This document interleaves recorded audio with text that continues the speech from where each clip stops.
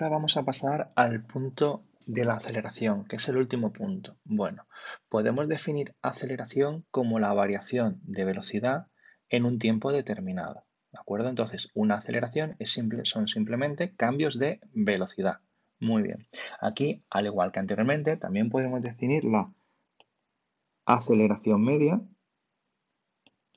que va a consistir en la variación.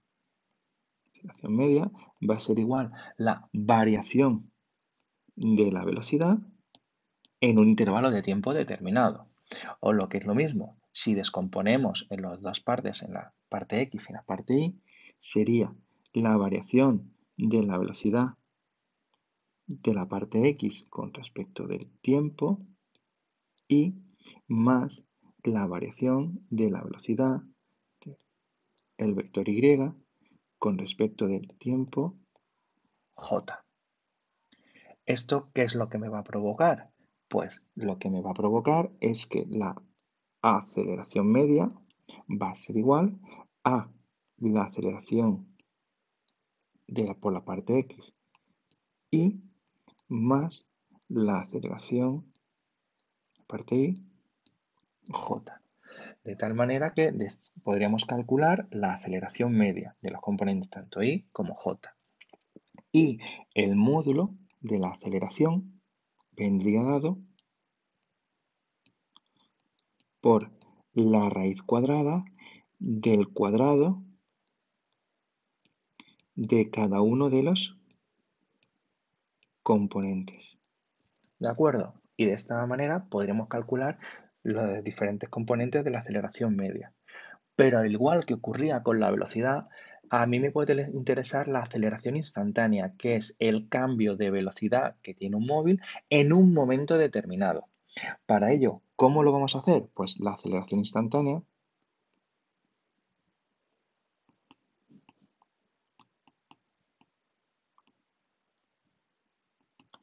la podríamos definir como sería como calcular a velocidades medias cada vez que el intervalo de tiempo cada vez sea más pequeño, más pequeño, más pequeño, más pequeño. ¿Cuánto más pequeño? Pues tanto más pequeño como que el límite de esta variación tiende a cero, sea lo más próximo a cero. Es decir, lo que tenemos que hacer es, si tenemos un intervalo de tiempo de 5 segundos, 4, 3, 2, 1, 0,9, 0,8, 0,7, cada vez los intervalos van siendo más pequeños hasta que es prácticamente cero, tiende a cero. Entonces podremos asumir que eso es la aceleración instantánea.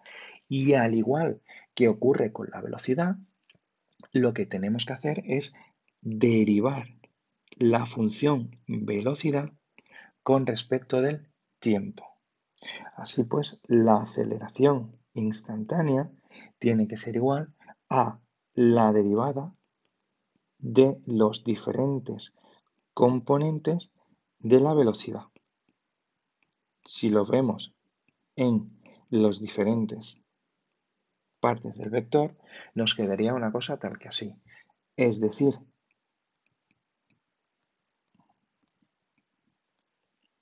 a su X y más a su Y J.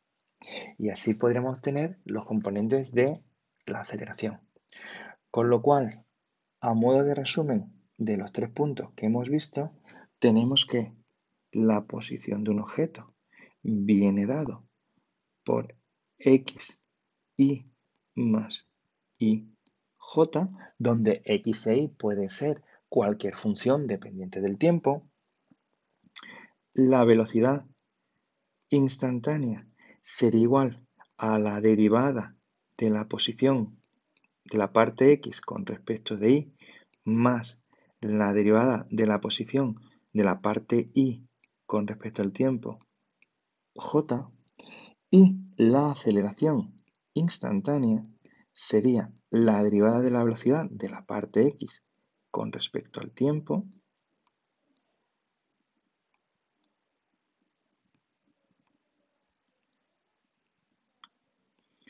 y más la derivada de la parte Y con respecto al tiempo J.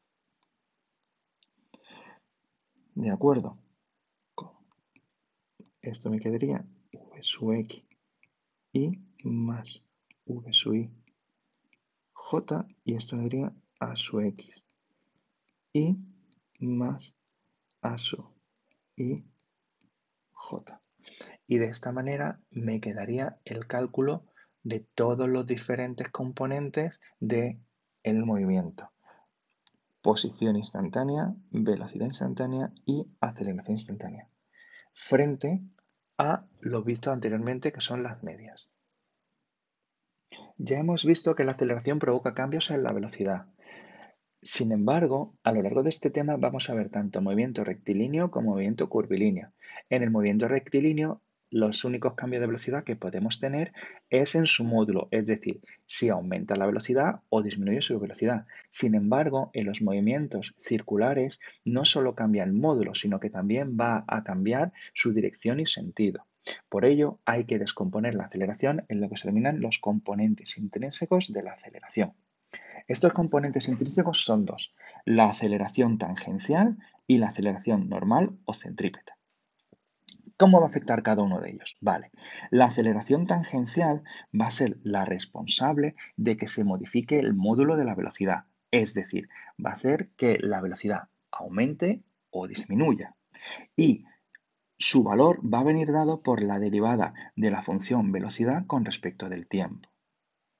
Como es un vector, hay que representarlo. ¿Y cómo se representa? Bueno, su dirección es tangente al desplazamiento, como podemos ver aquí, y su sentido va a ser a favor del movimiento si la velocidad aumenta o en contra del movimiento si la velocidad disminuye.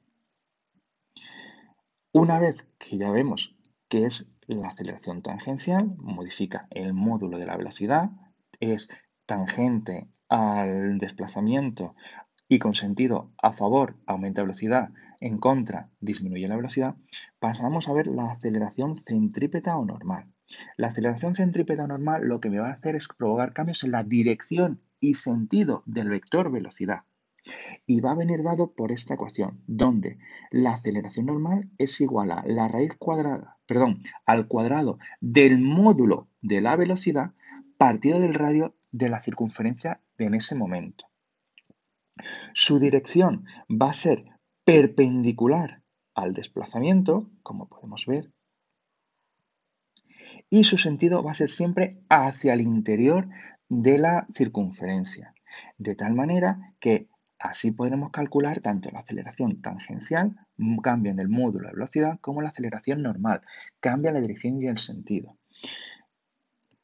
¿Cómo podríamos calcular la aceleración? Pues la aceleración podría calcularse como la suma de ambas, es decir, la suma de la aceleración tangencial más la aceleración normal. ¿Qué es lo que va a provocarse? En un movimiento rectilíneo,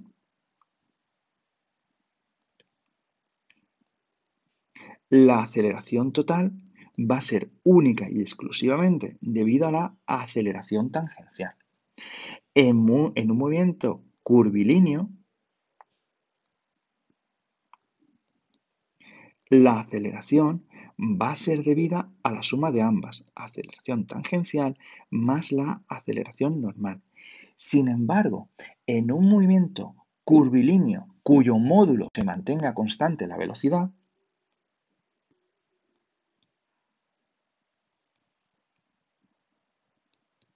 la aceleración va a ser única y exclusiva debido a la aceleración normal. Todo esto lo vamos a ver más tranquilamente desarrollando una serie de ejercicios.